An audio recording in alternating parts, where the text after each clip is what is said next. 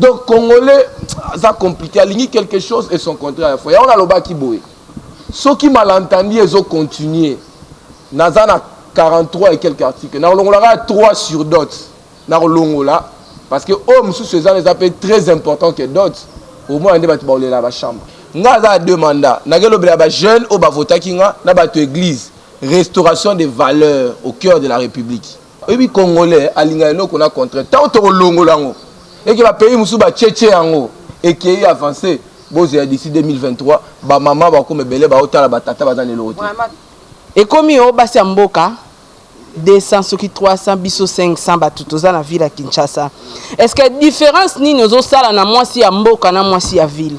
Est-ce que moi si à ville, à 500 moi si à Mboka à 200? Pour biso tout à basi.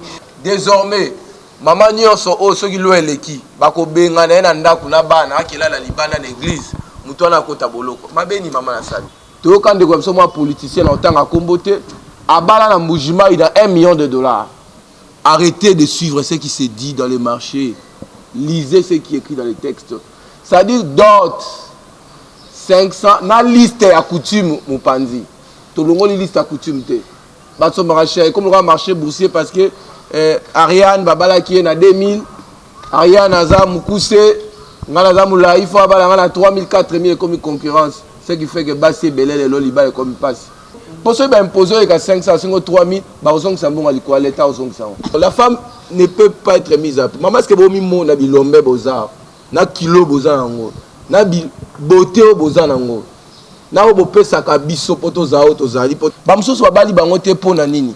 Non pas parce que mobali a lingi était, mais parce que papa lingi baba n'avait pas diamantaire, mais diamantaire a déjà polygame. Moi la continue à liba la polygamie, bolingo ezate.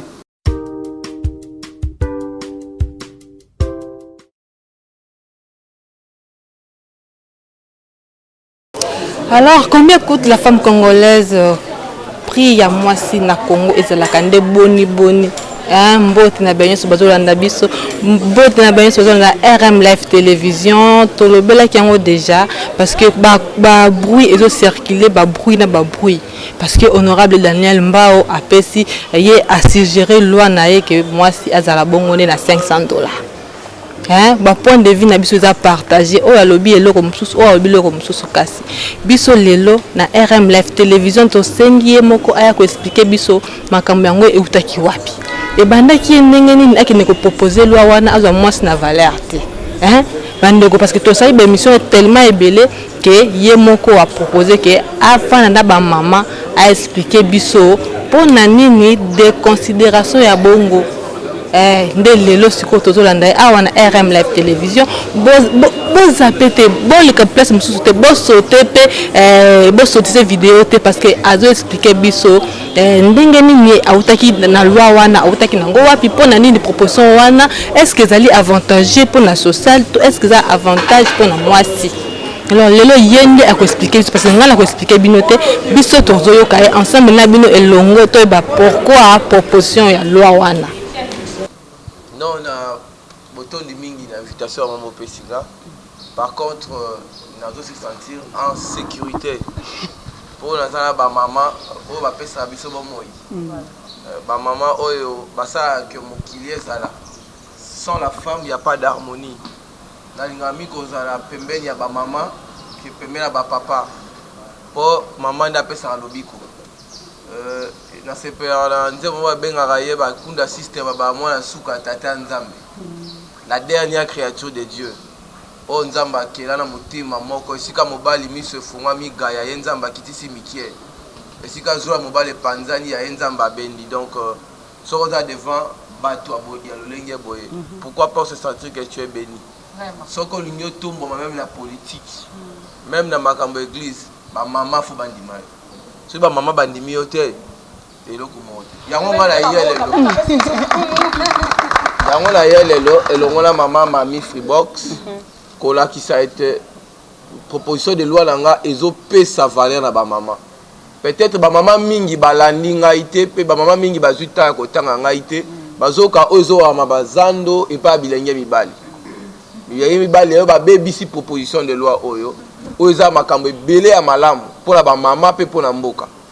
avant okota na makambo ya dot ya kati na ko signaler que proposition de loi oyo ezongisi droit international privé. Donc depuis 2016 droit international privé ezalaki en quelque sorte na soubassement commun na droit positif congolais parce que le législateur a supprimé l'article 915 où il y a référence à la code civil ancien. C'est-à-dire bandeko nyonso babala ba étranger. Ba étranger nyonso tout ba do tonga awa.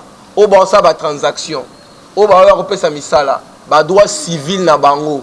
Et ça sous un soubassement commun na droit positif congolais tant que le législateur a supprimé l'article là. Et là motuya oyo to sali pona bilenge. Ba mama eza ko zongisa droit international privé. Oyo totalement ameki la poto aminebi babi toza besoin toi ko investir mais nos droits ne sont pas garantis. Mais Daniel Mbao, pourquoi pas ça la loi sur Misala?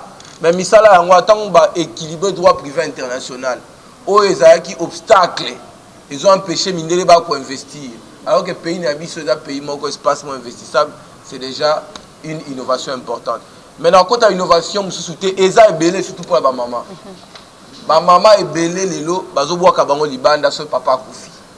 Ma maman ba otala ngote maman na peut-être Holandi aspect à succession na combien mukanda na habité maman so botangi désormais maman nyonso o soki lo eleki bako benga na ndako na bana akela la libanda na église mutu na kota boloko mabeni maman na sali honorable wana ko même so mbangu to pesa pe maloba na maman to ko ke malem mais po boko mona esika kama on a ko loba ko se sentir en insécurité parce que akomi na posa le bo benyo so na motema na po wa se sentir quand même en sécurité. Maman miso pe ko loba na ngambo na yo na bato bayambi yo ba ko tala o basi yo lokwa yo bazali boso. Oui, na sepel mingi na invitation ya ba maman ya femme des médias. Na vraiment mbangu parce que vous remarquez mingi dans la réserve belé pour les canaux chaîne et tout parce que na eu le belaka c'est quoi la cible réelle so na za na posa ko tombola ndé bolobi ba maman pour atteindre classe moyenne bien classe yasima il faut qu'on y ait ba émission ni roleka. Donc on a sepeli pour répondre à l'émission na bino parce que na dit que et pour atteindre ba tebeli so na za na posa so na ba konzi to pour atteindre si la ba konzi to bien puisque to robeta ba porte et on moni na izalaka na évitaka mingi ba émission na za trop na ba média té bien que ngamo na zali pe mona ya côté ba média on a facile alors na sepeli mingi c'est vrai to sentir moi défensif moi honorable azane na kimia loi wana na ezali loi moko malamu c'est vrai que il faut la vraiment vulgariser parce que Congo la ngaka kozwa kaka elo moko ya likolo o eza ya motuya batela ngo minité c'est o ya likolo bêtise o ba sala buzz de bakomisaka yango populaire mais tozali vraiment na esengo ya ko se retrouver awa pour que to ko répondre à babituna mususu pona ko apporter lumière na mituna na ye surtout pe na mituna na ngai on a yoki que biso ngai mami tozali wana kaka pona ba mama ya une certaine classe pas du tout na ko kawana ngamona rachula Carmen habité et comme monopoliser parole na kati ba mama ils ont ba mama où ba ko diffuser na ba télévision monsieur sengaka français télévision monsieur sengaka par exemple un CD de kotika et sengaka biso ba quatre langues nationales et puis na ba YouTube monsieur sengaka lingala ndeto to ko linga to pesa mama na actu 30 bien en français après sa question na e maman actu 30 après sa question na e comme ça tout développer oui. Bonjour honorable. Je suis Jaël, journaliste chez Actu 30 Magazine. Honorable, votre proposition de loi portant fixation de la dot à $500 en milieu urbain et $200 en milieu rural. Sur cette question, moi j'avais interviewé le président national de l'autorité du conseil traditionnel congolais, Fumudi Fima. Il m'a dit ceci, il vous reproche, vous n'avez pas d'abord commencé à la souche. C'est une question qui concerne la coutume. Vous devriez d'abord commencer à échanger avec le chef coutumier parce que la RDC est un pays mosaïque avec plusieurs ethnies. Dans chaque province, il y a des cultures qui diffèrent des autres. Il fallait d'abord échanger avec les chefs coutumiers sur cette question. Parce que la dot, les cérémonies d'une dot chez les Nandais, chez les Bayaka, chez les Kassaïens sont différentes. Tu ne devrais pas amener cette proposition de loi. il vous reproche, il demande à ce que le président de l'Assemblée nationale ne traite pas même cette question, qu'on lui renvoie cette question. D'abord, vous aussi, vous devez échanger avec lui. Est-ce que sa proposition, sa demande est correcte? Est-ce que vous allez vous plier? Bien, merci maman, une question pertinente. J'aimerais d'abord pas rectifier les tirs, des petits malentendus autour de la proposition. Je n'aurai jamais de cesse à répéter que cette proposition de loi ne porte pas sur la fixation de la dot, non. Elle porte par contre sur la modification du code de la famille du 1er août 1987. Un code qui comporte près de 935 articles. Ma proposition de loi touche 40 articles ou plus. Et la question de la dot n'occupe qu'une infime partie, soit 3 ou à peu près 4 articles. Mais ce qui m'écoeure, c'est que tout le monde s'attache à la dot.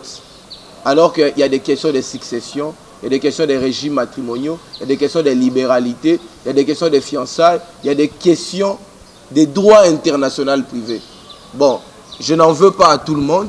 Je comprends finalement que les Congolais s'aiment entre eux. J'ai compris à travers cette proposition de loi que les Congolais s'aiment entre eux et qu'ils sont trop attachés au lien matrimonial qu'à d'autres. Quand on parle de la dot, l'ibala, babalana, donc ils sont très enthousiasmés. Alors qu'il y a des questions encore plus fondamentales que la question de la dot dans ma proposition de loi.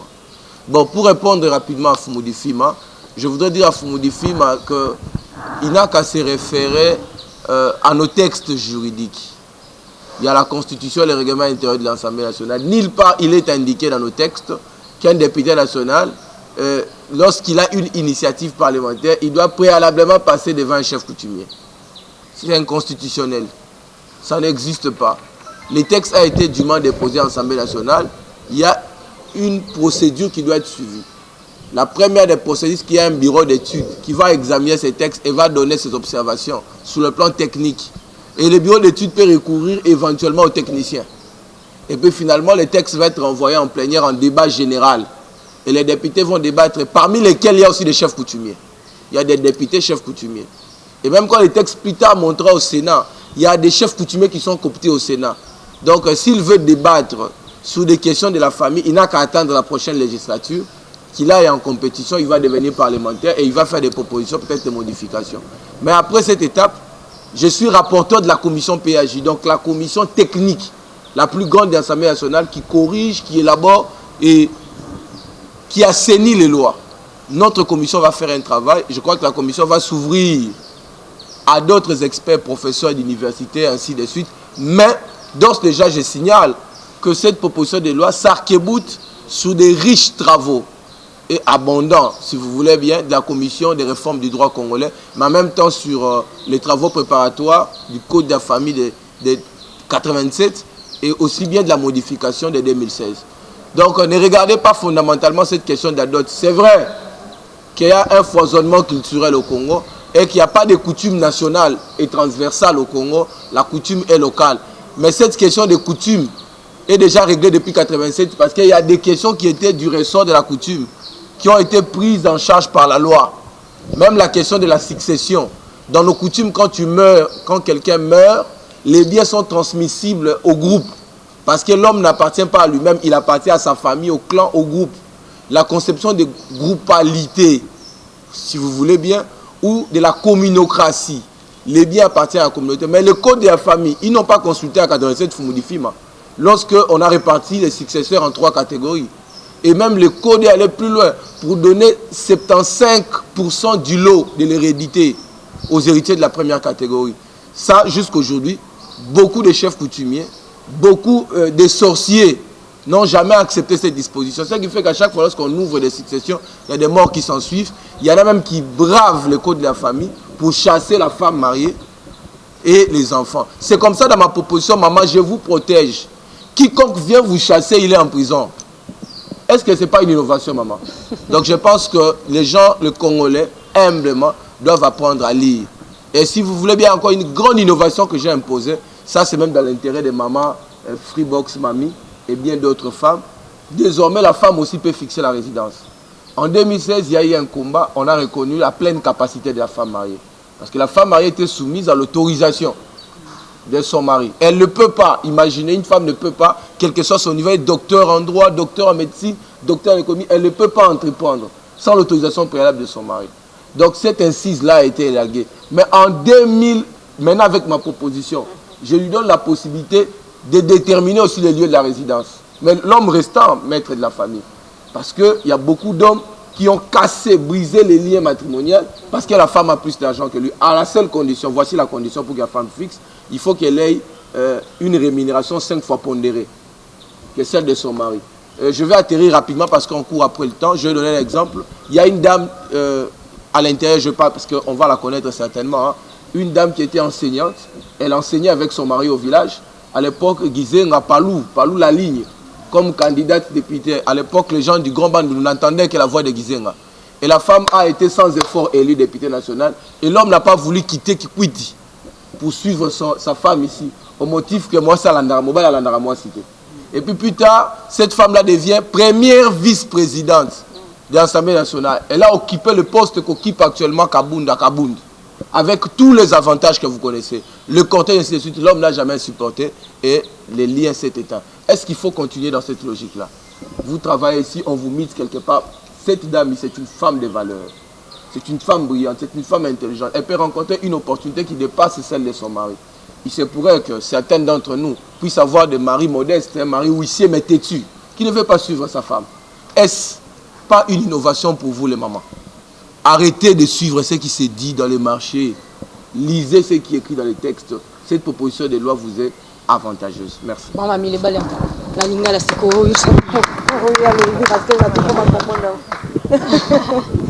Linga la pasi mélangé. Oui. Na sepeli mingi na oyo ndeko honorable à lobby hein. Ya on a autant loba makambo ebele fozala ou bien peut-être tozozanga ndenge nini ya biso ko vulgariser hein eloko wana na terrain pour que bato bakoka ko s'en approprier. Oyo azako baloba ko japula hein ko japula baloba on lingala ko japula kaka oyo amone sepeli siye ka pour na sala contre puis alobo ye alingi. Yango to lingi ba maman biso le quoi tozali mouvement international des femmes dynamiques d'Afrique tozali wana pona ko sunga ba maman ba s'impliquer ça na kati ba faire kakate na makambo etali pe ba loi o etali biso parce que combat na biso pe ezali que lobby assemblée nationale wana tonda pe na ba maman parce que so ba maman bazali ba meilleur canal oyo et ko faire véhiculer message, tu vois, vous voyez. Alors, oyo nyonso wana na lingi na yesa ba maman ou bazo landa biso bazala na culture de chercher d'avoir accès à l'information juste. Cause en information juste était avant des obomamboka. Balanda o bazo ba loi ezo ko tala mingi bango ba s'en approprier pour bayeba au lieu akoyoka batu na ndenge ya oui, ba maman o loi o ezali très bénéfique pour la maman pour les combat na biso ya mikolo nyonso. Tel exemple à autopesa ya maman azaki assemblée azaki comme qui vice-présidente ya assemblée nationale mobali aboyi olandaye kaka pona na ebité pona orgueil pona parce que le lobby boy le monde évolue bolingi monde évolue mais bolingi botika na makambo soyo ezo tika monde na sima. Alors il faut savoir faire la part des choses. Soit vous êtes avec vous êtes coutume, mais pourquoi vous devez être sélectif? Voilà, moi qu'il faut pour être sélectif. Toboite mobali azali toza bato tozo sambela tozo zeplier na mibeko ya nkolo mais yemo nkolo na pe mta tomboli pe biso ozomona. Alors il faut ko pesa to lingi de maman bazala na soif wana na besoin ya kolinga kozala kozwa accès na information juste que koyoka yoka batu libanda. Loi ya papa ezali loi boko ezali bien kako na sepele nango parce que nga mona zali na cadre nazo balisa mwana nga ya liboso ya mwasi baliye baza na poto to mekaki kotala batu azo se focaliser kaka na makambo ya dot kaka dot ezali le mot symbolique nde loko pe na sepele nango. Pourquoi? Parce que na cadre ya ba objectif spécifique ya MIFDA to lingi et ça là que moi si azala ala mukapa kende moi ça zaki éduqué ala muke aza éduqué ka pona abala omoni abazo tanga tam so mona ba mbel boke classe bana basi ba ke classe te po ye bazo éduqué baba comme le roi marchandise bazo préparer ye na libala ole ba préparer ye te na ndenge que à Kota, à sa actrice, il y a développement, hein, attends à classe pas kende, mais tout de suite, à ça la boue, et ça la boue, pour que lobby y ait des marchandises. L'eau est allé bien. Mais il faut enrichir un peu sous la moi. N'a pas un peu exagéré, ils la contourner, ok, d'autres, au début, d'autres 500, 200. On a honorable à développer, pourquoi 200 à 500, mais ils allaient que parce que moi ça comme une marchandise. Maman, mamie na ko iba mama loba muke parce que bandeko basi badali ko zela solo basi na mituna to ko na rochité peut être ska micro na ba bazali wana. Tant ya solo ko loba bongo 500 le loba ndeko ba kota biso na etando ike mais ba ko loba ete mama mi ko loba bongo po ya ko si mama moi mon solo.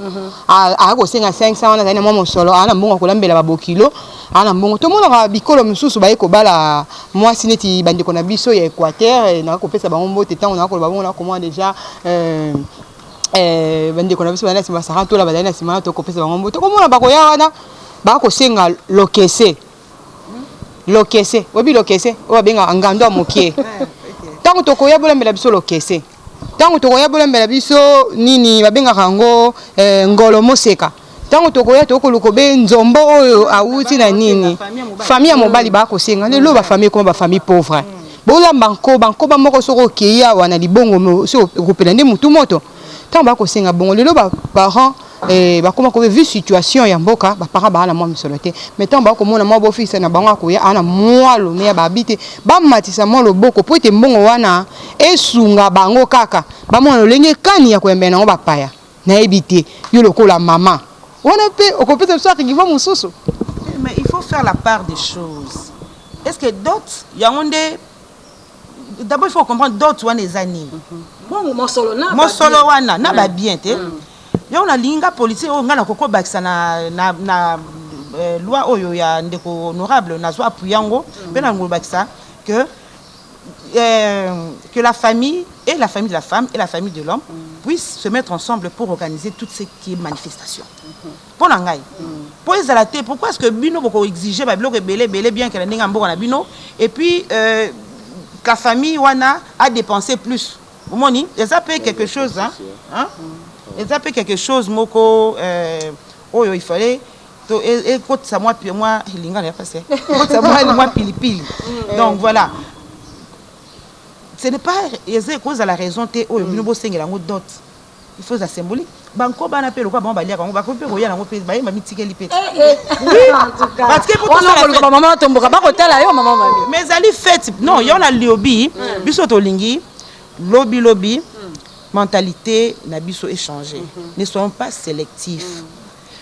Tolingi ba na biso ya basi ba kende liboso. Nous devons déjà préparer tout ça à la base, n'est-ce pas? Olingo comme ça moi non marchandise. Olingo pas ça moi marchandise. Ba na tous les ça pour tous les tende maman le simba te yo le biso ki ba mokilo ba koya ba kanganzala. Te ba kanganzala te ba ko kotina bilo ba linga kati. Ah bon? Eh oui. Tant mobile azoya à cause de la disposition parce que la famille azo kende ko balela. OK, Rachou la caramel wana to ko zonga na kati ya ba maman et puis que maman bazana mituna kuna de miteme ko beta Vanessa mi sa miteme ko lenga maman passer di ba miteme ko beta déjà pour la kofina maman mituna maman et débiso déjà na micro et maman la protocole et débiso déjà na micro au pandisango. Très bien. La charité bien ordonnée commence par soi-même. Vraiment. Vraiment, je remercie quand même audience Oyo. Je pense que maman, papa, c'est là. C'est Inès Toumba, je me présente. Pour les comptes de Occasion Télévision, je pense que l'émission Il est Femme Idéaliste, c'est l'une des émissions que je présente aussi. Alors, question à un bandana honorable. En tout cas, merci pour la besoin honorable. Ouais, photo de Mayango. Parce que c'est tout le monde qui en parle. Et aussi, on néglige franc congolais. On dit quand même au taxé à $500. Pour valoriser le dollar parce qu'on a payé à lutte na biso hein tolingi peut rappeler montant en francs et ça la biso paie bien. Alors en outre c'était le moment d'initier cette loi. Ou alors c'est le moment est-ce que parce qu'il y a tant de problèmes au peuple là ils ont la solution mais on voit l'honorable qui apparaît avec la loi pour voir la dot à $500. Alors en outre vous avez aussi tenu compte de la vie sociale du Congolais. Auto traversé maintenant pour kozonga un peu si na proposition ya ndeko Moussao voilà et puis je vais dire quelle influence portera cette loi face à la culture congolaise on en a vraiment besoin. Si je dois en finir, voilà la zone LP maman. Pour valoriser la femme, cette loi, c'est pour valoriser la femme déjà, ou alors ils apprennent raison ils moi si na sima par rapport il y a lutte au moins si les lois zolinga à la valoriser dans tous les secteurs na lolenge nyonso tant que le comme sujet moko ya que tu passes nanzela et comme il quoi moi jeton mikolo to souffrir o le kakabwe basi ba comme na bango déjà à $500 si tu sois bengi au sel ka fier ou tout ça kawana mais c'est sérieux so ba 2 ou 3 au ko ça so 5 pate fo betel bako po ba ko biso assez aboti azana à 300 euros. Mais je ne sais pas vraiment cette loi. Là, c'est la dernière question à maman. Mais honorable, cette loi fera face à la culture congolaise parce qu'on en a vraiment besoin. De tout retrouver ma couleur, il y a culture, il y a un beau cannabis. Bon, bien, on va la question de Bossomoni, ma belle maman, chaque fois, les Congolais, tout le temps, Mukanda va te critiquer. Tout le temps, ils ont déjà pris en charge la loi. Question tout le monde a même intellectuel à tchèper dans les réseaux sociaux $500 ce n'est pas notre monnaie. Or batangi lo atelo lobby 1 million de francs congolais dans les milieux urbains et 400 000 francs congolais dans les milieux ruraux. Deuxième alinéa et lobby que montant oyo et kozala évalué tenant compte il y a valeur ya mbongo wana 1 million au moment de la promulgation. Donc toujours 500 pour la sécurité juridique. Pour 1 million, là, le 500 $, 200 millions de francs congolais, 3 millions de francs congolais. Mais il faut qu'on ait un moutou. Et ça là 1 million. Montant au 1 million, et ça correspond à la devise étrangère. Et ça 500. Parce que la loi va fixer un nouveau Zaïre, ça l'évaluation, la loi des études. Et quoi est des études? On va punir au foot à 500 Zaïre à 200 Zaïre. Ma peine est sans importance parce qu'il n'y a pas eu critère d'actualisation. Tant que 500 et critères d'actualisation. Deuxième élément, tant que 500 500 et ligne qu'on que faut payer ça 500. Non, la femme ne peut pas être mise à prix. Maman, est-ce que vous avez mis na bilombe bozar, na kilo bozar nango, na beauté bozar nango. Na vous payer ça ka biso poto zao to zali poto télé malheureusement bino ba maman bo bol ti biso bo bol.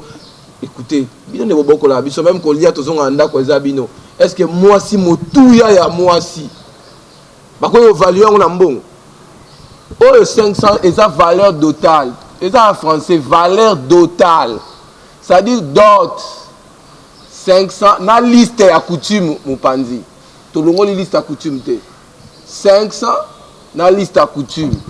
Et puis 500 on a de $1 tina 500 parce que d'autres c'est un symbole. Et pas balou boza muluba non, na ntumba. Ntumba pas nous à calibre 12. Est-ce que le roi c'est à calibre 12? Il faut le roi na Kinshasa au senga biso groupe électrogène il y a 758 000 kVA. Est-ce que ba kwa ka longi? Ba jila ka sanga. Là ba benampuka ba yebi angote. Est-ce que pour autant qu'il faut 5 moutons, après ça, il y a un congélateur, une caméra digitale, pas la moi si, ou comme si moi le roi la marchandise. Et puis, terme ça passe, c'est quoi? Tant que on la bino mamantumba. Mamantumba, moutazo c'est une facture. Est-ce que moi si, beaucoup c'est les factures. Facture c'est le langage à Zando. C'est le langage à Zando. Ma maman va autant la tenir, ma papa va autant te donc et comme il y a un commerce. Ce sont des commerçants parents. Na bala baso ba iba miteka cher. Baso marché par fierté personnelle. Baso marché comme le marché boursier parce que Ariane babala qui est na 2000, Ariane aza mukuse, ngala za mula il faut abala na 3000 4000 comme concurrence. Ce qui fait que Bassi Belel et Loliba comme passe. J'ai reçu des femmes qui sont venues à mon bureau, ba musu ba honorable. Bako samnote ko landa Instagram wana te mona wana. Ko landa ba TikTok wana te. Omoni ba fier surtout ba tchaba bazobo na butu ba e mingi balelaka ngabi c'est faux. Abi oui mingi balelaka bi basi ya ba âge na biso 30 ans ti likolo tondimi na biso. Ezande ba leke amikio yo fiançailles ya boyi fiançailles ya bazomo na zanan nde bazo memango na ndenge ya fierté. Or je veux vraiment m'expliquer l'auto balinga là. Eza monté à moi cité 5 c'est ça fourchette. Mais na côté ba mama bolanda na côté soki okuta na moi mobile ya zana mbongo. Anyaba la mwana na yo tunaye est-ce que koiko kende likolo te soki alingi akende likolo to benyango clause de convention numéraire to quand de comme ça moi politicien en tant akombo te abala na mbujima il a $1 million parce que pas la bango ba tété là d'autres ba aussi mutuka ka pesa eloko yo lingi pesa ba benga ngo okunji donc soki oza sur na yo ko za mobile za na mbongo ebele akende de là $500. Tu as ces droits-là. Ah, on peut citer, hein? Il est interdit maintenant que la famille à moi si va imposer que les 500. Au moins, pour ceux qui imposer les 500, c'est 3000, bah aux ça bon à l'État aux ça. Donc c'est ça la sanction. En réalité, quand tu poses maintenant la dernière question, est-ce que c'était le moment? Maman, il n'y a pas un moment indiqué pour sa proposition de loi. Une proposition de loi peut tomber à tout moment. Si vous consultez tout législateur à code de la famille en 1987, est-ce que c'était indiqué le 1er août? Bah, ça à code de la famille. Si nous commençons autour, est-ce que c'était indiqué bah, réviser la constitution en 2011? Est-ce que toi, problème bébé, maman, est-ce que le problème, on a une découverte mobile, il a résoudre le problème, ni soit Congo. Tous à 500. Sur le Molinganga, il y a 499. Par contre, ça, la loi, le domaine sous. On a déjà 3 lois. 3. On a corrigé la loi, les lois, le tundu là. Bisonne to ko jango exposer motif bisonne to ko minga na pesi ba contribution ba busu pe baza bandeko. Je sais qu'ils sont intelligents ba repesa ba loi. Et puis comme si bon commissaire premier ministre, je ne le suis pas pour maman d'emploi. Oh fallait ça loi sur emploi. Maman tout dans la constitution nulle part na constitution ya biso ba pesi ndingi ça député à ça la loi est créée à emploi ou benga na chômage. Donc congolais ça compliqué aligner quelque chose et son contraire à la fois. Ya on a loba ki boye. Ceux qui malentendus, ils ont continué. Nous avons 43 et quelques articles. Nous avons 3 sur d'autres. Nous avons là. Parce que hommes sous ces années, c'est très important que d'autres. Au moins, on débat dans la chambre. Le coquille pression. Honorable, c'est que comme on retire 3, on a c'est que. Parce que ceux qui pression la coquille, ceux qui ont été. Bami bale belé, ba comme d'habitude. Le quoi bazo banga bino ba maman kitoko. Atali kilo na yo. Moya zoyo zate. Par compensation psychologique dans Zandu, soit à 300. Donc, on a exprimé besoin à Coca-Cola, kilo. Il fait cette compensation-là. Cette compensation ne peut pas être un motif de blocage à la loi. Et nous, alors, on va maîtriser le sentiment, on va retirer 3 articles, comme ça va aller là, on va 5 000 d'ici là. Le Sénat va carré minier na Congo. Question maman Isala qui peut répondre. Face à culture, proposition de loi ils ont standardisé la coutume na biso. Tolongo li liste d'autalité. Aux Hollande, tolongo liste d'autalité. Ce qui est pas bino basengaka koba. So basengaka vache. Vache wana okopesa yango ndenge coutume lobi yango avant exécution à liste ya coutume. Il faut qu'il n'y ait pas officier de l'état civil. Azub expert ya mboka na bino va contrôler biloko mboka sengaka. So za monga la senga boatu. Alors so bimbe évaluer yango, opesa boatu. À part boatu wana obakisi mbongo mopanzi. Est-ce que pourquoi to comme ça liba la commerce? C'est cela, ils ont influencé Ouganda landi biso déjà. Ouganda où tu peux fixer la 500. Habite au fixer le roi na Congo. Or Congo bo divisé. Cameroun aussi a fixé. Burkina Faso a supprimé.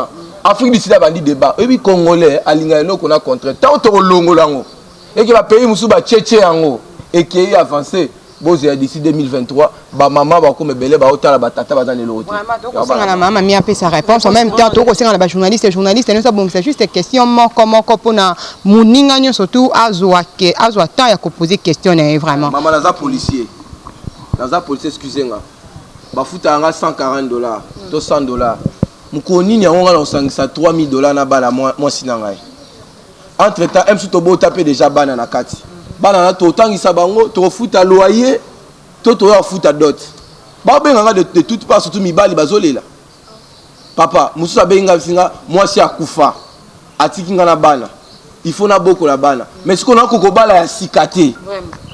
Parce que d'autres eleki makasi. Maman, tomitala. Tomi ebina Congolais to vivaka. D'autres ces asukate maman ozomona mpanzi nanga oyo. Oyo ça na famille na e eleki d'autres tata na yalia. Parce que ceux qui batangi saka na classe pour na d'autres mais peut-être oyo sala kalelo alinga sala yango te. Napesa bato be exemple ya maman Mabunda. Est-ce que papa et maman Janine Mabunda atindaka Janine Mabunda qui est de classe tia ba poto po bala papa Mudiaï? Non, atindaka pas bala comme un jour présidente de l'Assemblée nationale, plusieurs fois ministre, et elle est devenue.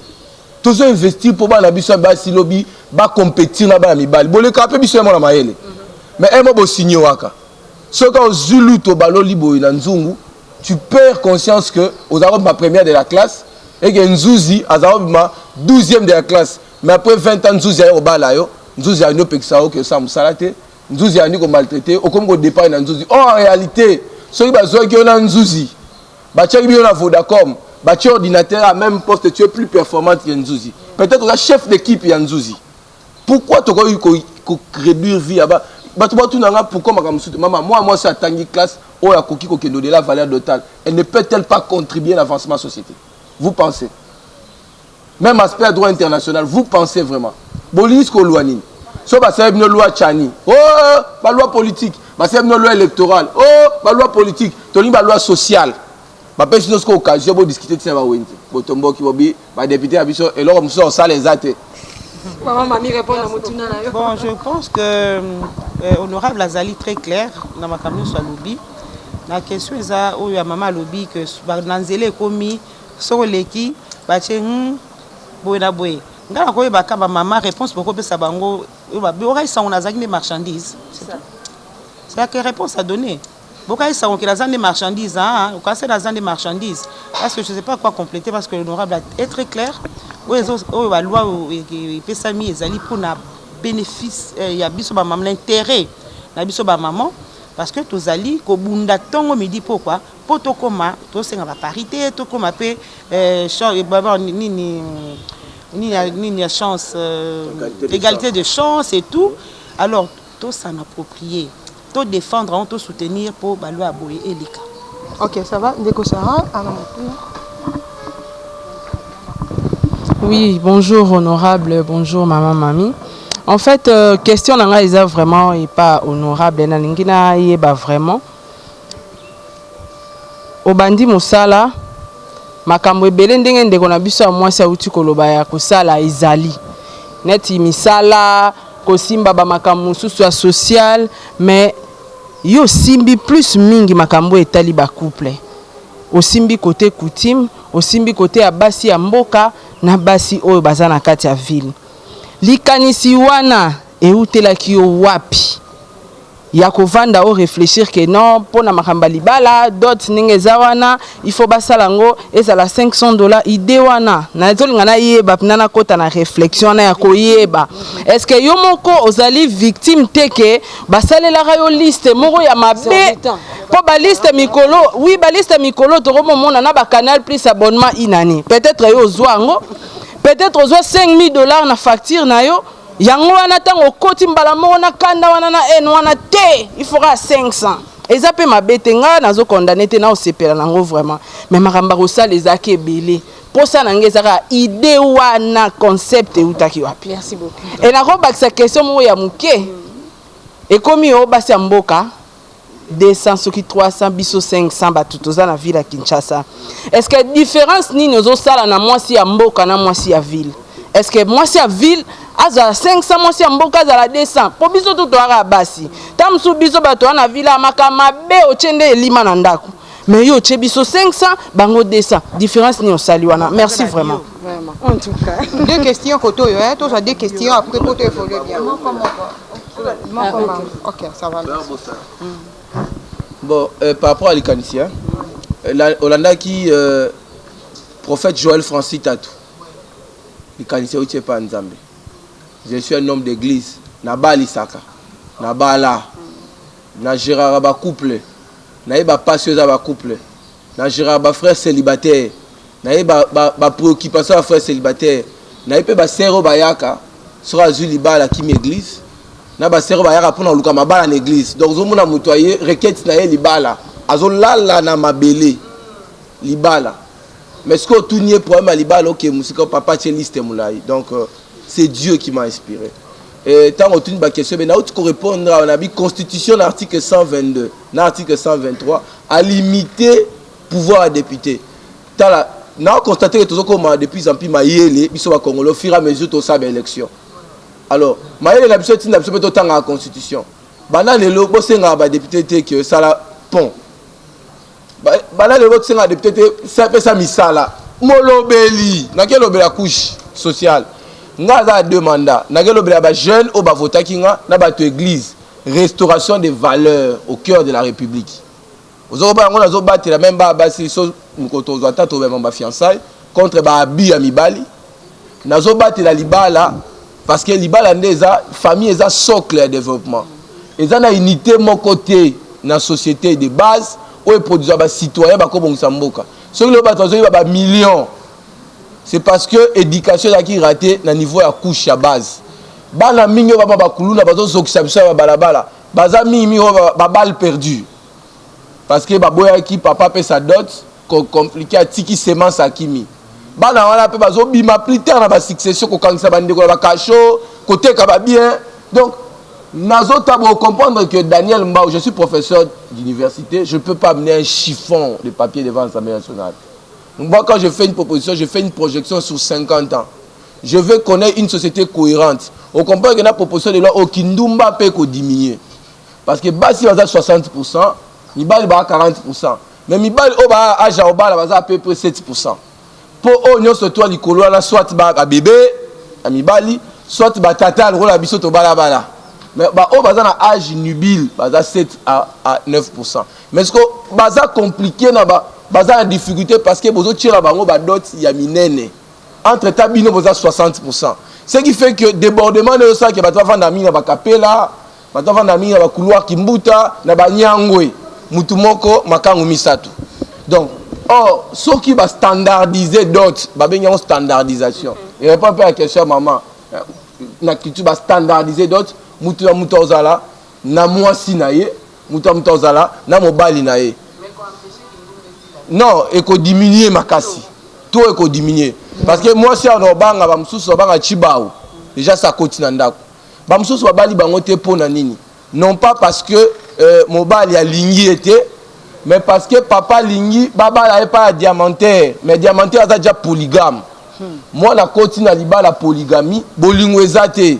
Moi, la zomona, oh papa zomonate. Oh, Mobali a Lingaba peut-être ça à la banque à $500.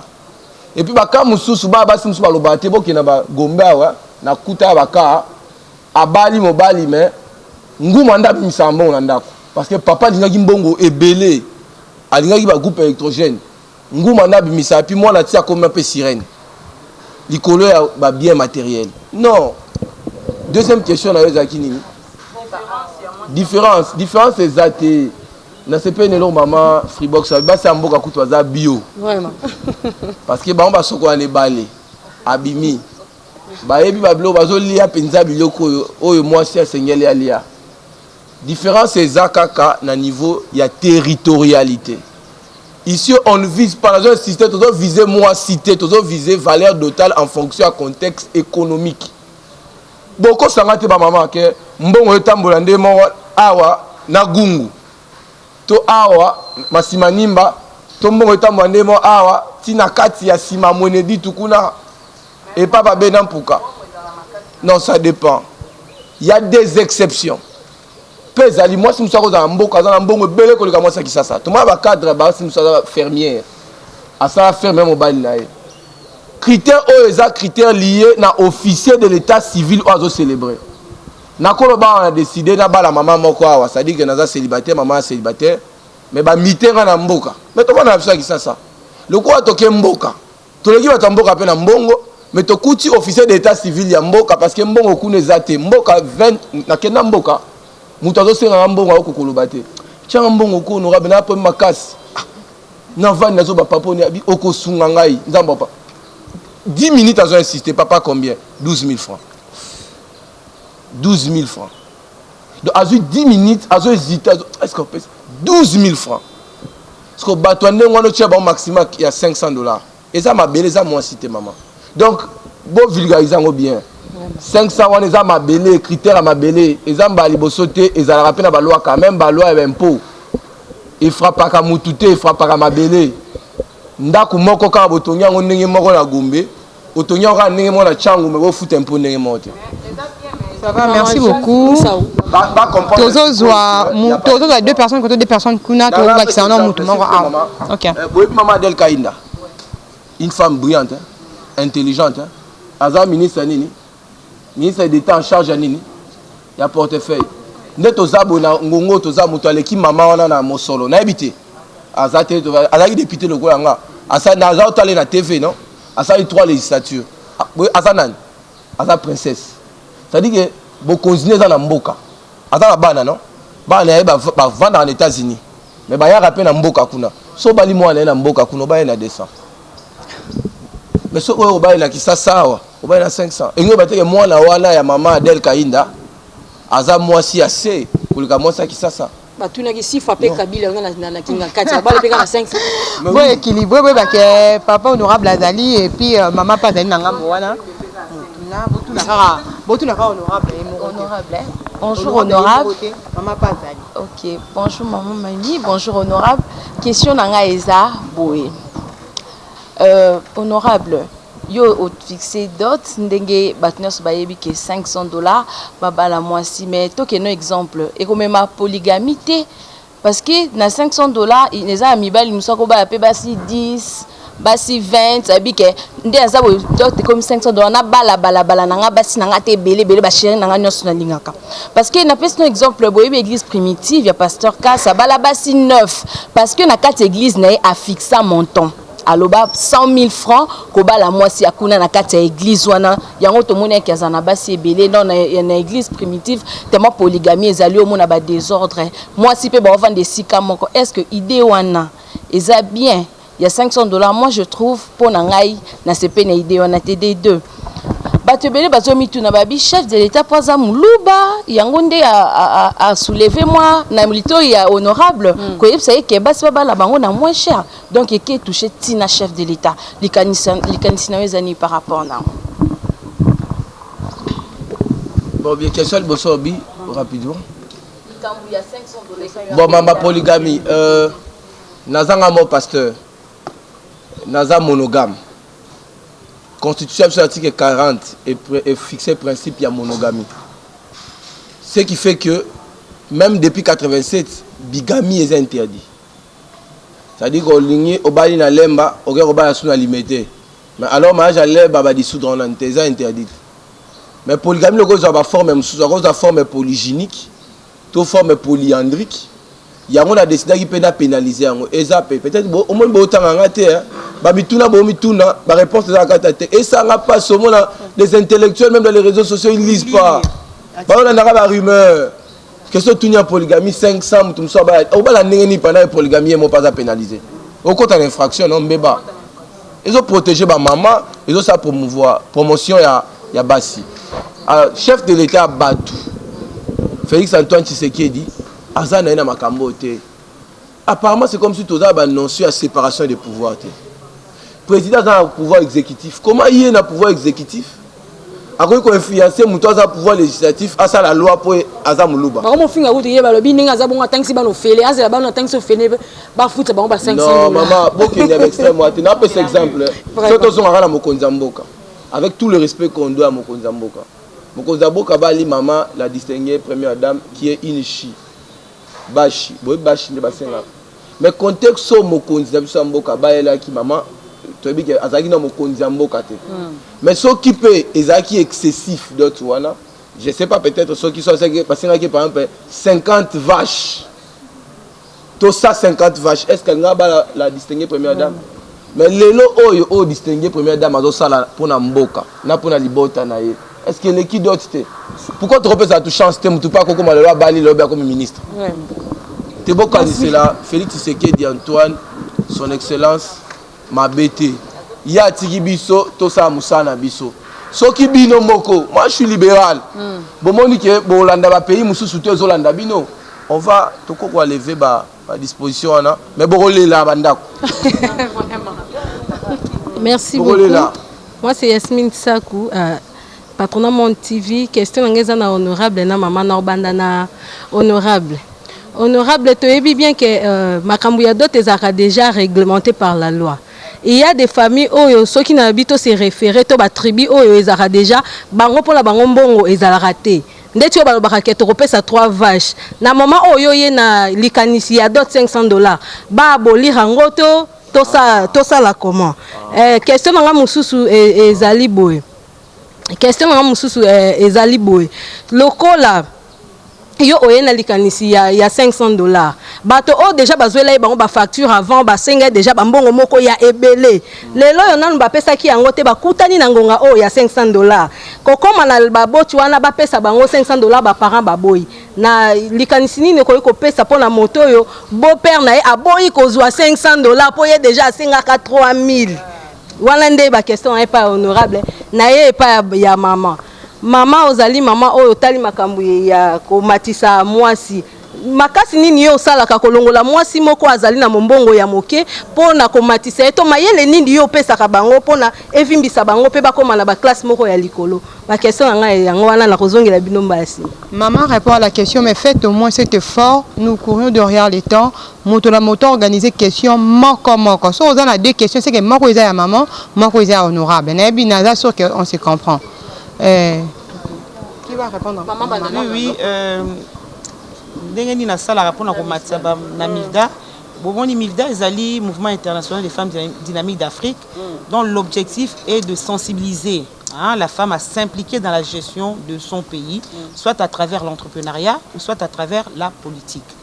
Alors, biso na kati ya Milda, tous un plan d'action 2021. To bité que to ko vandaka boye tous association ndenge ba mso bazali mais il faut avoir un plan annuel. Plan d'action na biso il y a 2021 ezali ils ont 7 projets. Alors on a 7 projets wana. Deuxième projet ezali mise en place d'un cabinet conseil. Alors on a 4 cabinets conseil wana ezali vous ça nango ko orienter, ko encadrer, ko enregistrer. Question mutuna ya liboso na kwa ki que biso to za ko se limiter kaka na classe moko boy. Non. Alors bolandara bien te biso to kendara tinet to ça l'activité na limité. N'est-ce pas? Toto ça limité l'activité mususu na limité liboso la 7e rue et puis na 6e rue dans l'église toke to teiba maman to salle exposition pour nous l'examen que normalement il faut aille ba ko sala mombongo to soutenir bango na ba nini fond d'accompagnement mo peut to en place parce qu'on a 7 projets. Deuxième projet cabinet conseil réseau ça ba formation na orientation et dans l'entrepreneuriat et dans la politique mais ce que nini projet 7 na biso ezali fonds auto en place pour accompagner ba maman oyo bazana besoin ya ko se lancer na katia na entrepreneuriat to laksa ba on peut se bon kande mbongo ya ko défisa bongo te mettre ko former to lakisio parce que moi si akola mkate ya bando sala musala parce que il y a kenda Chine gabena kende Chine non olo kende Chine pourquoi est-ce que sali business plan na yo est-ce que ça l'étude on appelle fongola lelo boutique ou bien alimentation to restaurant parce que na mona maman mami abanda pe na ba restaurant non pourquoi ngo salango na milieu ni na environnement ni donc toi accompagner ka basi na moi mi solo na ba formation et voilà. OK, merci honorable si vous voulez répondre à la question. Non mais c'est une question très intelligente mais en fait ils ont là sous question oyo ke ba maman botang na mnonga te. Question à Tuninga, est-ce que Bakuti Mususo va senga mbongo te yo 500? Moi botanga ngai naza mwana bino ya mobali. Imaginez que moi na bino mobali azo contribuer à l'avancement société. Au lieu que ndeka qui sont pour, qui sont contre. Parce que ba ndekolo msu basi batangi ete bazo tomboka. Pour mo tunu atuni ezana kati. Oyo bo Bakuti oyo ba prévoir mbongo te ba sande. Maman article 361, 362, depuis depuis 87, ça fait 34 ans, ils ont déjà réglé. Le lobby boydot, ils ont constitué des éléments, soit babi à coutume et ou l'argent. Mais l'argent, là, on est déterminé. Et une fois boydot, c'est qu'on peut soit babi à coutume et sili, selon coutume, soit mbongo à pamba et sili, selon coutume, soit mbongo na ba bien parce que ce que ça coutume oyo ba senga mbongo te mais depuis 87 quelque chose a résolu ba on peut ça mbongo te comment on peut ça 500 botanga ngai ba maman botanga ngai deuxième question est là ini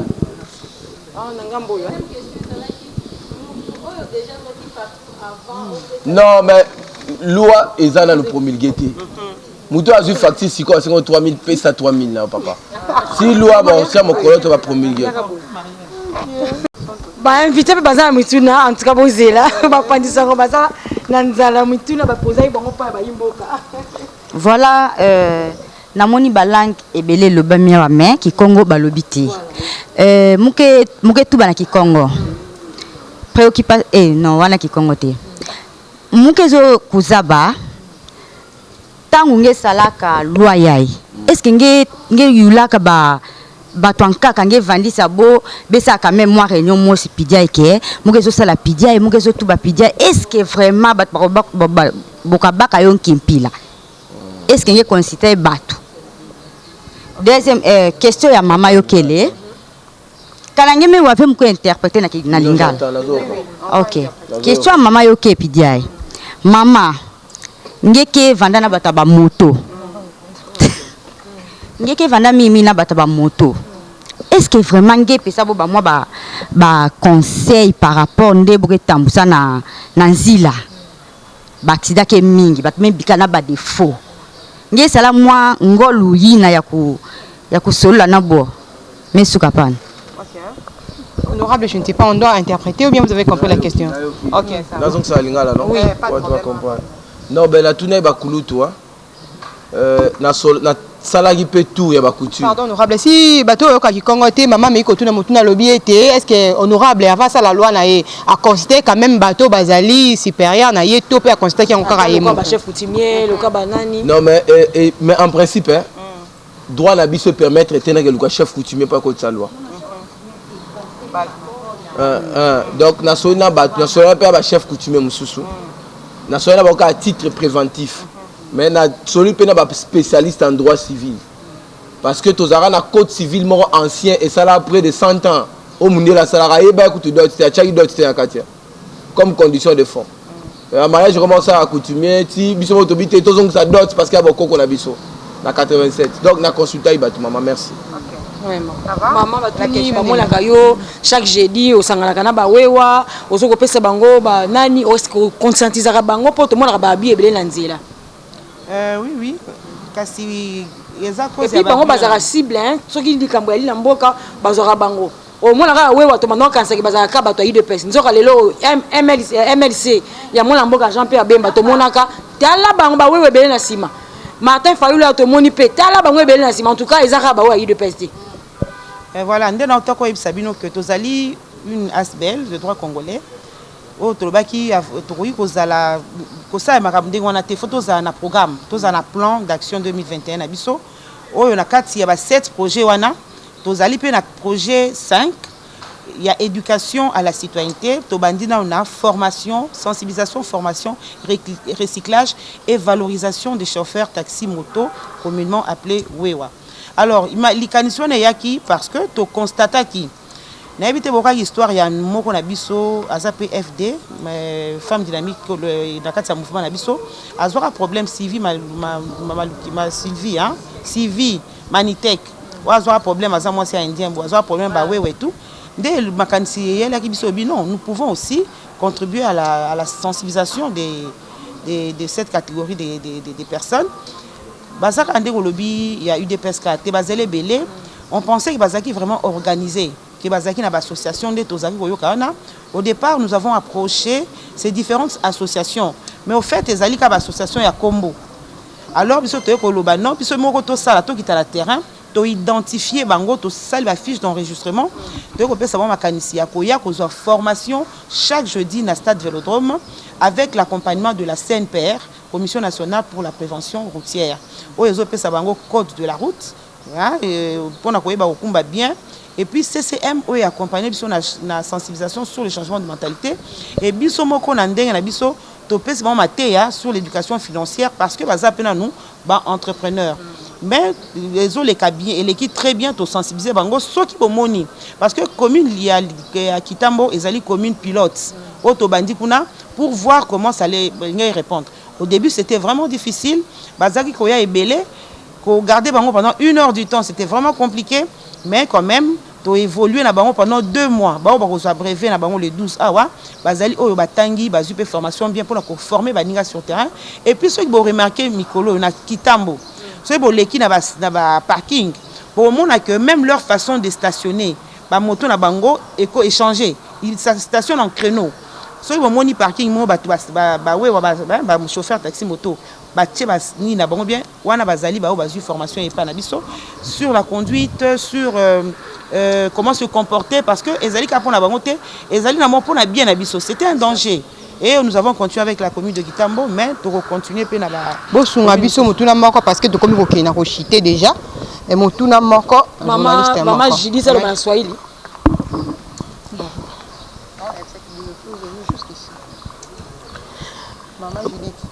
Bonjour, Madame Elise Moulanga, naza na Congo Web Télévision, naza pena Info Congo Masolo, chaîne YouTube. Honorable, il faut vraiment comprendre biso pour tes niveaux intellectuels topé à peuple congolais. Et ça peut-être un niveau yo memeli peuple congolais te akotanga ka ba article nyonso. Et sengeli yo souffrir au répondre à ba question nyonso pour être biso to ba journaliste to retourne na ba question ya niveau nyonso. Pour population ko créer ka pe mo mbilinga na likamba ngo za ka pe population wana o ba libanda ba yebe lo côté.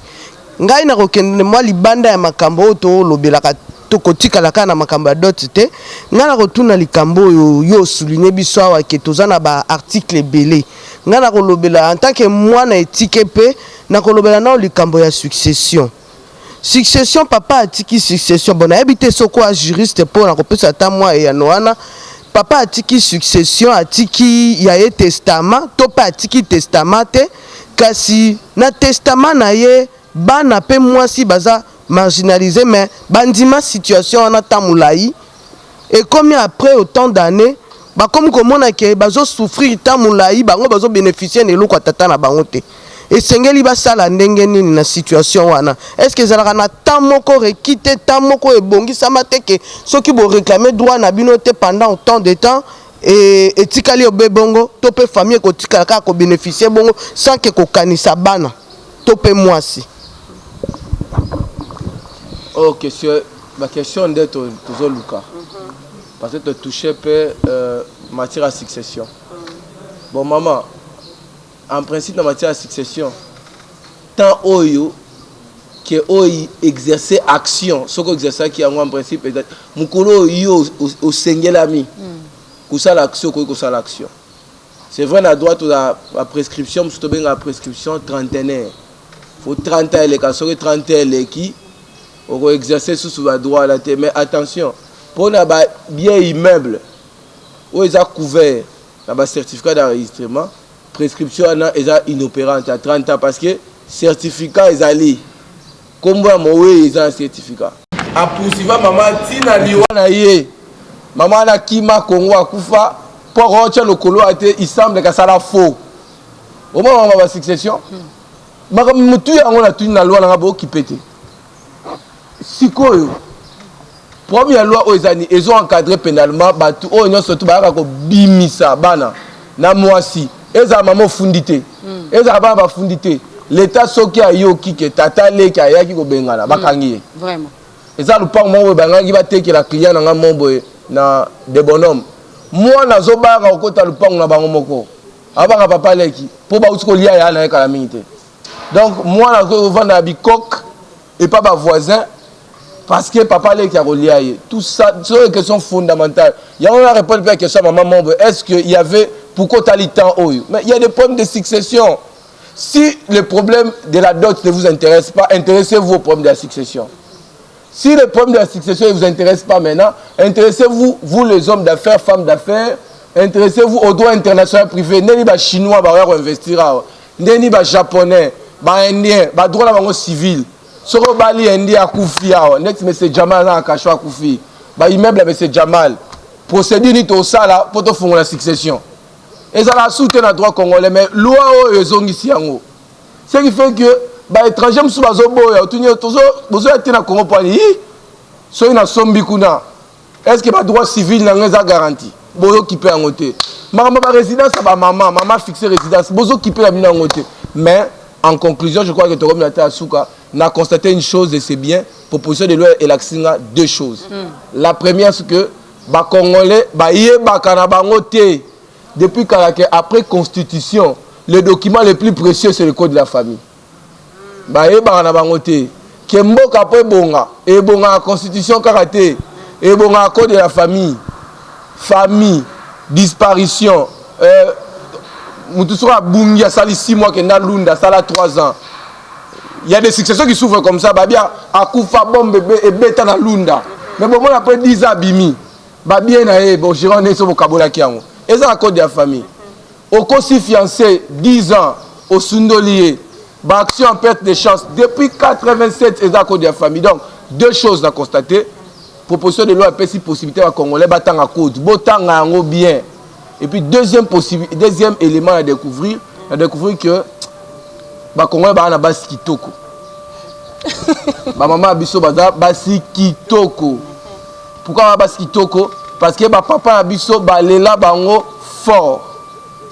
Batiki ba question sous essentiel, auto touché, libéralité, ba vandeli kaka dot, ba zoba maman ba tia bandako. Donc pour na bango, le bonheur a gagné. La proposition de loi oyo azwa maman. Maman peut être na li soumalamu. Quand on a dit ça, j'ai compris que les Congolais c'est bien on a loba. Ceux qui boto baby sango binomoko, ba papa na ba maman. Tokolongola kaka 3 articles wana. Bokolela. Vous allez qui nous ébélé penser à Kolanda, honorable Daniel Mbao na RM Live Télévision. Vous d'ici soaka, hein? Que ça bon de valeur et pas Sicilia.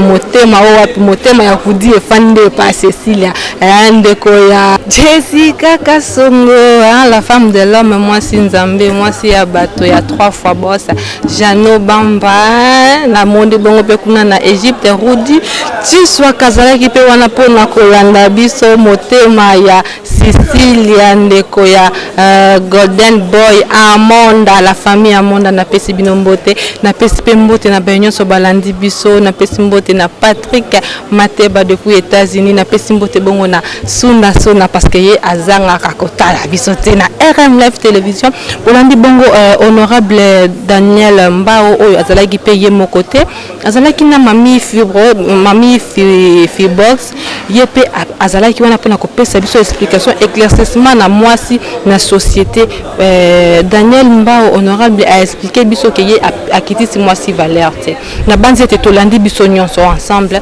alors to yeba kotanga to yeba kolandela likambo na ndenge ya malamu oleke ekoma na ndenge ya licho ke muto aleka boyeba ke mwasi okititalo mwasi akende bote honorable alakisi ba étape mingi oyo eza na kati ya loi oyo a proposé ezaka pona dotité.